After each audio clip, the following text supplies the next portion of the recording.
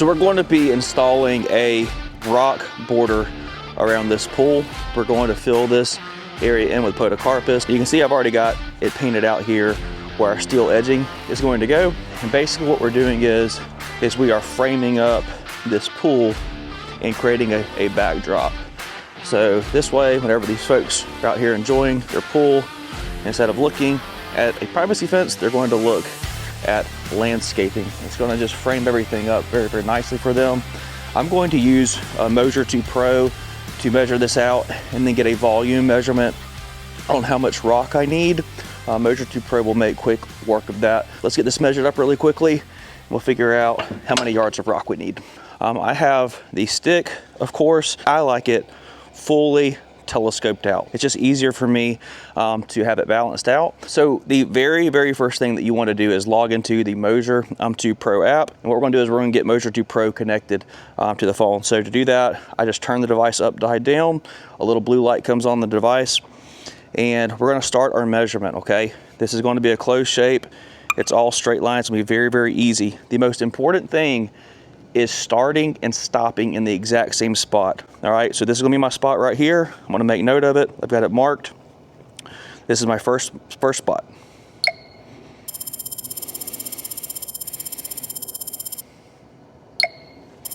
What you want to do is you want to keep it kind of low to the ground and then walk fast.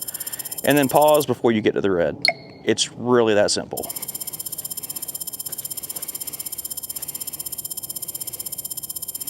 Okay, so our measurement came out to 481 square feet. And then all you have to do is decide how deep you want your rock or material. We typically go 3 inches for ripper rock. I'm going to save this to the client file. So if I have any questions when I'm at the rock yard, I can just go back and reference it very easy and say, oh, this is exactly how much rock we need to make sure we get this job done the correct way. I take Moser 2 Pro with me every day for my landscaping estimates. If you're doing contracting, if you're doing landscaping, if you're doing measuring of any kind, Moser 2 Pro has solved the issue of inaccurate measurements, odd shapes, all the things. There's always a link in my video description for a discount on Moser 2 Pro. Okay, so the mini skid, it made really quick work here of tearing this sod out. So could you do this with shovels and a sod cutter in hand and wheelbarrows? You could. I came over here and knocked this out in an hour and 15 minutes, hour and a half really. But so what we're going to do is we're going to tarp all this, frame it up in steel edging. We're going to do a brown and white tan mix of river rock. We're going to do angel, dwarf azaleas right through here, podocarpus, and this is going to give them a much better view whenever they are sitting on their back patio enjoying their pool. So I've got to take all this stuff over to the dump, and unfortunately the landfill charges the hazardous material rate for sod because it has been treated with chemicals. So there used to be a place around the corner that we could dump sod, but that place has since shut down. So if any of you guys in the Pensacola area, Pace, Pensacola, you know a spot to dump this material where I don't get charged. I mean, that'll be $100 to go dump that at Santa Rosa landfill, and I'm not interested. So if you got something, I'd certainly appreciate it. So yesterday we cleared this area out with the skid steer, got it leveled out, and then busted through this clay with the auger to get these azaleas planted, backfilled with some topsoil and then native soil, and planted a row of podocarpus back here to provide a backdrop for the pool, so they're not staring at the fence whenever they are on their back porch enjoying their back patio. So what we're going to do is we're going to get this fabric rolled out. What I like to do is, a little pro tip is, whenever you're using this landscaping fabric, if you're doing like a rock job, which we don't use it for pine straw and mulch, that's a whole other separate story. But when you're using this landscape fabric, if you will actually make your beds the length of the fabric, you can buy this fabric in 3-foot rolls. So this is a 3-foot depth bed, 3-foot roll of tarp over here. And what I'm gonna do is I'm gonna roll this whole thing out, and then I'm just gonna cut slits, 1, 2, 3, 4, 5 slits, and then just slide the tarp up in there. That's much easier than putting this tarp down first, having to cut holes in it, drop the plants in, figuring out what to do with your soil, or laying the tarp over, trying to cut holes in it and drop it. It's just easier if you just have your beds, and it doesn't always work like that, but if you can kind of think through like 3, 6, what is the depth of my bed, it just makes using the tarp a lot easier.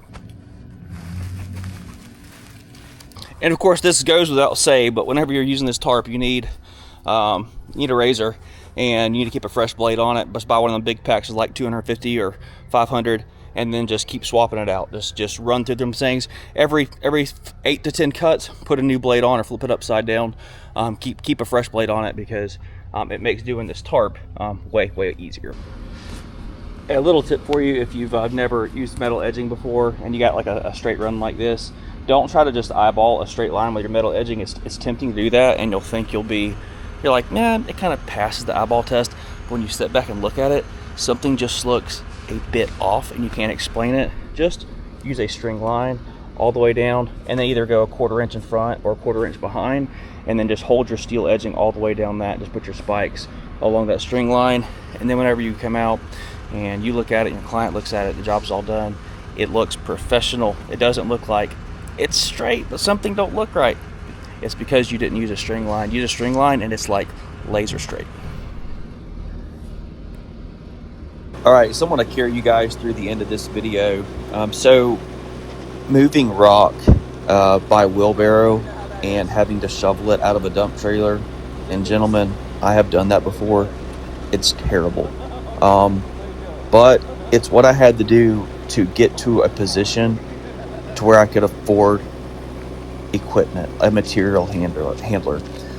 So whenever you see this, guys, I want you to be encouraged. I don't want you to say, I have to have a skid steer to do this. I absolutely did it for years without a skid steer, with back-breaking work, and you may decide that this work is just not worth it without the machine. In that scenario, I would say, hey, consider renting it, because these jobs are extremely profitable, especially once you figure out how to do them efficiently. So you'll see me here raking this rock in, and while that material handler gets the rock to the beds, make no mistake about it, there is still a lot of labor in just moving rock around. You're looking at this and you're kind of like, it doesn't look that hard. Guys, I promise, moving rock around beds, it is extremely labor intensive. And then whenever you have to, do the finishing touches, you're kind of down there on your hands and knees, picking out, little pieces around the plants. I don't know what that was. I just saw that and I thought it was kind of cool. You guys, do y'all have any idea what that is? Let me know. But anyways, just don't think because you get a material handler that all of a sudden, this is just going to be, it just solves all the problems. No, there's still a lot of hand raking. Now, you're sitting here, Jonathan, why are you brushing the rock? I'm not doing it to clean off the dust, which this was very, very dusty rock, and it does help clean off that top layer of dust. But the reason that I use the push broom with the rock is because it helps level out the rock a lot easier, and you get a flatter finish. A landscape rake, it grabs and it's hard to move the rock around with a rake. The broom just kind of like grazes over the surface and does a good job of leveling and giving you a nice finished product.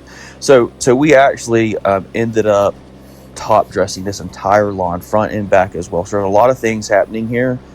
In this project, all in, guys, I'll have to double check the invoice. I think it ended up at like $8,400 for a rock flower bed up front, a perimeter rock job around the pool, framing up the pool pump over there, and then top dressing the entire lawn with topsoil and a little bit of compost.